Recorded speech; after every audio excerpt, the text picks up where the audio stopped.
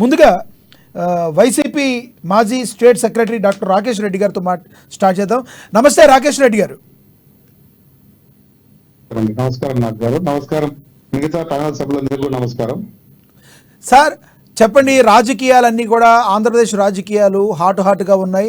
ప్రజల గురించి ఆలోచించే టైంలోనే సినిమాల చుట్టూ తిరుగుతుందంటాం కూడా ఎటువంటి సందేహం లేదు. దానిలో ఉదాహరణగానే మనం చూడొచ్చు అమ్మఒడి కానీ, వ్యూహం కానీ, అదేవిధంగా రాజధాని ఫైల్స్ కానీ, ఇలా సినిమాలన్నీ కూడా రాజకీయాన్ని బేస్ చేసుకుని వస్తున్నాయి.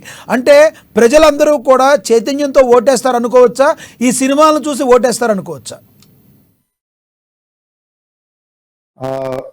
ప్రజలు ఎప్పుడు చైతన్యవంతులే అండి. ప్రజల్ని ఎవరు పూర్తి స్థాయిలో ప్రభావితం చేయలేరు.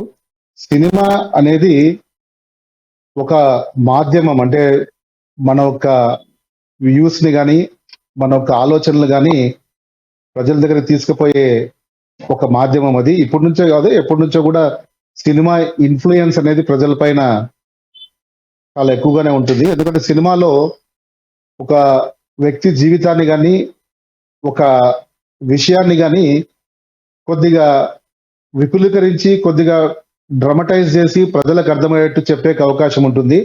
మిగతా ఈ సోషల్ మీడియా ప్రోగ్రామ్స్ లో వాటిలో ప్రాబ్లీ అంత స్కోప్ ఉండదు. సో సినిమా ఇన్ఫ్లుయెన్స్ అనేది ప్రజల మీద వాళ్ళ నిర్ణయం తీసుకున్న దానికి ఉపయోగపడదు, కానీ వాళ్ళకి విషయాన్ని గురించి తెలియజెప్పే ఉపయోగపడుతుంది. దాంట్లో భాగంగానే ఇప్పుడు ఏదన్నా యాత్ర 2 అయినా ఇంకోటైనా మూవీస్ అనేటివి రావడం జరుగుతుంది. అంటే కేవలం రాకేష్ రెడ్డి గారు చెప్పండి, వ్యూహం సినిమా తీశారు. ఆ వ్యూహం సినిమా ప్రజలకు మరి ఎందుకు చేరువవ్వకుండా ఆగిపోయిందంటారు? అంటే సార్, వ్యూహం సినిమాలో ఏం కాంట్రవర్సీస్ ఉన్నాయో మనకు తెలియదు సార్. టీజర్ లో చూపించిన దాన్ని బట్టి ఒక సెక్షన్ ఆఫ్ లీడర్స్ ని కొంచెం ఎక్కువగా అవమానపరిచారనేది ఆ పార్టీల నాయకుల వాదన. సో దాన్ని వాళ్ళు కోర్టులో ఛాలెంజ్ చేయడం జరిగింది. కోర్టు కూడా ఇంకా నిర్ణయం ప్రకటించకుండా దాన్ని సెన్సార్ కి మళ్ళీ బ్యాక్ పంపించినట్టున్నది.